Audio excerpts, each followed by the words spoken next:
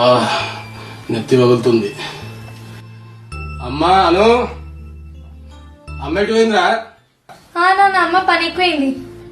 మరి ఈరోజు స్కూల్ పోలేదా? ఈరోజు స్కూల్ లేదు నాన్న. ఇంట్లోకి పోయి హోంవర్క్ చేసుకో నాన్న. సరే నాన్న.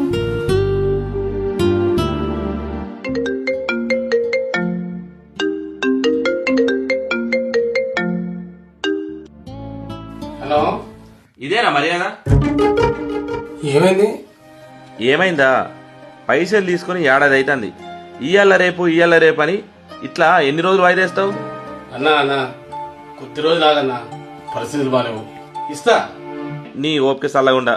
నీకు ఇచ్చిన పైసలు అనుకుంటున్నావా పెంకాసలు అనుకుంటున్నావా? యో 10 రోజుల్లో పైసలు ఇవ్వలేదనుకో నీ ఇల్లు ఆకిలి అన్ని అరాసి పడతా. ఏమనుకుంటున్నావో?